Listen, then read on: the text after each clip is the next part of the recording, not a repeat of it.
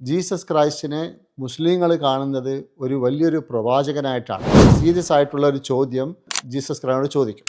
ഷമ ഇസ്രായേലു അദുനായ് ഇലാഹൈനു അദുനായ് ഇഹദ്, ആ ദൈവത്തെ സ്നേഹിക്കണം എന്ന് ഉത്തരം പറഞ്ഞു. ഒറിജിനൽ ബൈബിൾ നമ്മുടെ കയ്യിലില്ല. ഇതിനകത്ത് പല തരത്തിലുള്ള വ്യത്യാസങ്ങൾ വന്നിട്ടുണ്ട്. ജീസസ് ക്രൈസ്റ്റ് എപ്പോഴും ആ ദൈവത്തെക്കുറിച്ചാണ് എപ്പോഴും മെസ്സേജ് എത്തിക്കുക. പിന്നെ ആ മെസ്സേജ് കൊണ്ട് നിങ്ങളത് എന്ത് ചെയ്യുന്നോ, അത് നിങ്ങൾ വായിക്കുന്നോ, പഠിക്കുന്നോ, മനസ്സിലാക്കുന്നോ, തള്ളിക്കളയുന്നോ, അത് നിങ്ങളുടെ ഏരിയ ആണ്. നമുക്ക് ചിന്തിക്കാനുള്ള ബുദ്ധിയും വിവേകവും നമുക്കുണ്ട്. അതനുസരിച്ച് നിങ്ങൾ ഇൻഷാ അല്ലാഹ് ആലോചിക്കുക. യേശു ക്രിസ്തുവിനെ മുസ്ലിങ്ങളും ക്രിസ്ത്യാനികളും ഒരേപോലെ സ്നേഹിക്കുന്നു. എന്നാൽ നാളെ പരലോകത്ത് വെച്ച് യേശു ക്രിസ്തുവിനെ ദൈവം തമ്പുരാൻ ചോദിക്കുന്ന ഒരു ചോദ്യമുണ്ട്. ആ ചോദ്യമാണ് ഇന്നത്തെ എൻ്റെ വിഷയം. ഖുർആനിൽ മായിദ എന്ന് പറയുന്ന ചാപ്റ്റർ 5-ാമത്തെ ചാപ്റ്ററാണ്. അതിനകത്തെ 116-ാമത്തെ വചനം മുതൽ 119 വരെ, 116 മുതൽ 119 വരെ ഈ കാര്യം നിങ്ങൾക്ക് കാണാം. ജീസസ് ക്രൈസ്റ്റിനെ കുറിച്ച് നമ്മൾ രണ്ടുപേരും വളരെയധികം സ്നേഹിക്കുന്നുണ്ടെങ്കിലും ജീസസ് ക്രൈസ്റ്റിനെ മുസ്ലിങ്ങൾ കാണുന്നത് ഒരു വലിയൊരു പ്രവാചകനായിട്ടാണ്. പേര് കേട്ട വളരെ സ്ഥാനവും മാനവും ഉള്ളൊരു പ്രവാചകനായിട്ടാണ് മുസ്ലിങ്ങൾ കാണുന്നത്. ഖുർആൻ എങ്ങനെയാണ് പഠിപ്പിക്കുന്നത്? ഖുർആൻ എടുത്തു പറയുന്നു ജീസസ് ക്രൈസ്റ്റ് കൊടുത്തിരിക്കുന്ന ദൗത്യം അതായിരുന്നു. എന്നാൽ ബൈബിളിൽ നമുക്ക് അങ്ങനെയുള്ള പ്രവാചകനാണെന്നുള്ള വാക്യങ്ങൾ കാണാമെങ്കിലും അതിൻ്റെ കൂടെ പിന്നെ ചില വാക്യങ്ങൾ അതിൻ്റെ എക്സ്പ്ലനേഷനിൽ ത്രിയേകത്വം അങ്ങനെയുള്ള കാര്യങ്ങളും വരുന്നുണ്ട്. എന്നാൽ ഈ പരലോക നാളെ വെച്ച് ദൈവം തമ്പുരാൻ ജീസസ് ക്രൈസ്റ്റിനോട് ഈ ചോദ്യം ചോദിക്കുകയാണ്. ആ ആയത്തുകൾ ഒന്ന് വായിക്കണം. എല്ലാ ക്രിസ്ത്യാനികളും, എൻ്റെ ക്രിസ്ത്യൻ സഹോദരന്മാർ അറിഞ്ഞിരിക്കേണ്ട ഒരു കാര്യമാണ്. അങ്ങനെ ഒരു ചോദ്യം വളരെ സീരിയസ് ആയിട്ടുള്ള ഒരു ചോദ്യം ദൈവം തമ്പുരാൻ ജീസസ് ക്രൈസ്റ്റിനോട് ചോദിക്കും.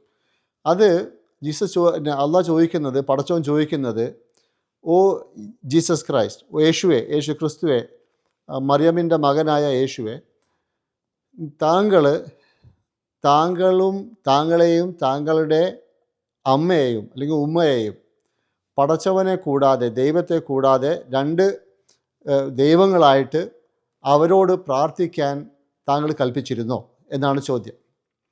അപ്പോൾ ഈ ചോദ്യത്തിന് ജീസസ് ക്രൈസ്റ്റിൻ്റെ മറുപടി,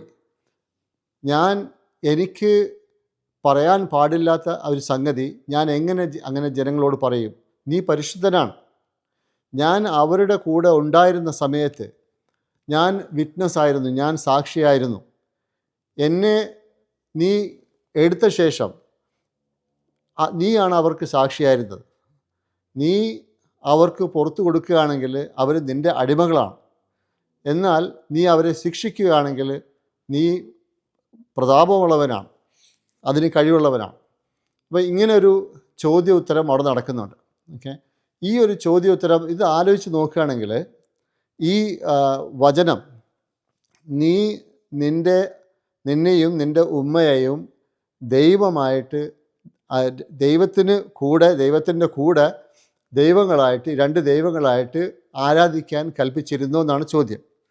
അപ്പോൾ ഇത് നമ്മൾ ബൈബിളിലെടുത്ത് നോക്കുകയാണെങ്കിൽ, ബൈബിളിലെ മാർക്ക് എന്ന് പറയുന്ന സുവിശേഷത്തിൽ 12-ാമത്തെ അധ്യായം 28-ാമത്തെ വചനം, അവിടെ നമുക്ക് ഇതുമായിട്ട് ബന്ധപ്പെട്ട ഏകദേശം പാരലായിട്ട് ഇങ്ങനെ തന്നെയുള്ള ഒരു പാസേജ് നമുക്ക് അവിടെ കാണാം. അവിടെ ജീസസ് ക്രൈസ്റ്റിൻ്റെ അടുത്ത് ശാസ്ത്രിമാരിൽ ഒരുവൻ വരികയും അവർ തർക്കിക്കുന്നത് കേൾക്കുകയും ചെയ്തു.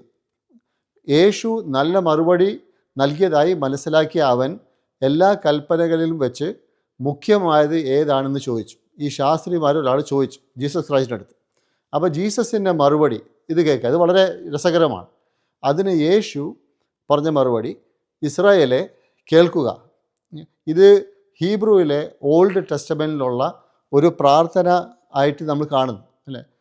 ഷമ ഇസ്രായേലു അദുനായ് ഇലാഹൈനു അദുനായ് ഇഹദ് എന്ന് പറയുന്ന ആ പ്രാർത്ഥനയാണ് ജീസസ് ഇവിടെ പറഞ്ഞത്. ഇസ്രായേലെ കേൾക്കുക, നമ്മുടെ ദൈവമായ കർത്താവ് ഏക കർത്താവാകുന്നു. നമ്മുടെ ദൈവമായ കർത്താവ് ഏക കർത്താവാണ്. നിൻ്റെ ദൈവമായ കർത്താവിനെ നീ പൂർണ്ണ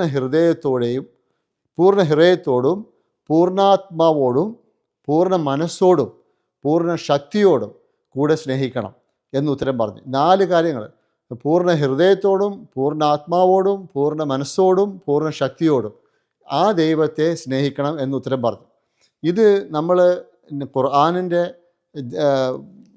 ജീസസ് ക്രൈസ്റ്റ് പല സ്ഥലങ്ങളിലും ഇതേപോലെ തന്നെ ഈ പറഞ്ഞിട്ടുണ്ട്. ഇന്നല്ലാഹ റബ്ബി, ഇത് നമ്മുടെ 3-ാമത്തെ ചാപ്റ്ററിൽ കാണാം.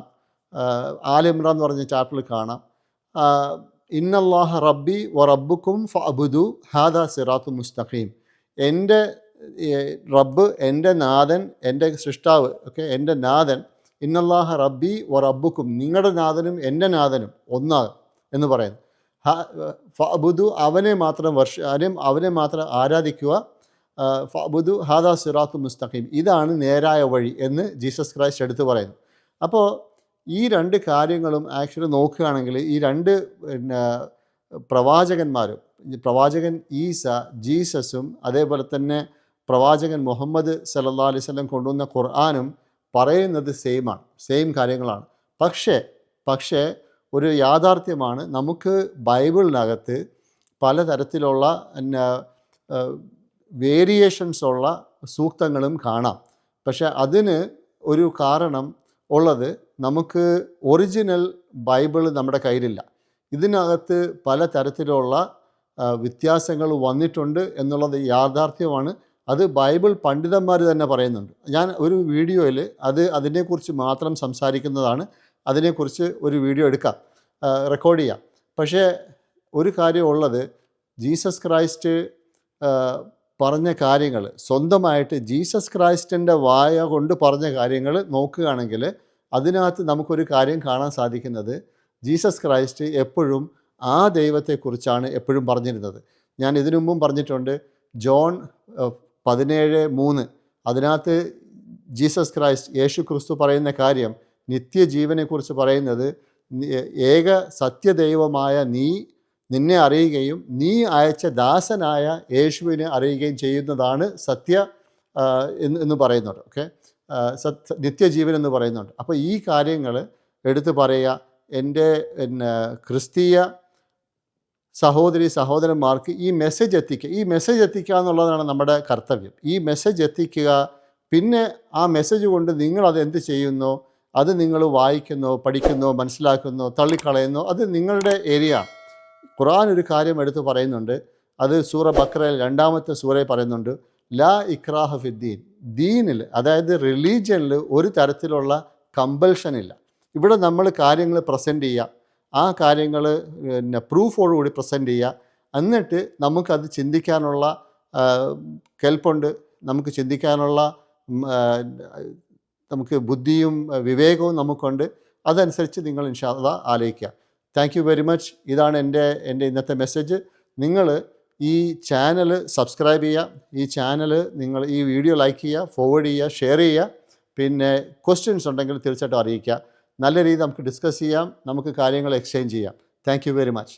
അസ്സലാമു അലൈക്കും വറഹ്മത്തുള്ളാഹി വബറകാതുഹു. ദൈവത്തിൻ്റെ സമാധാനം നിങ്ങളുടെ മുകളിലുണ്ടാകട്ടെ.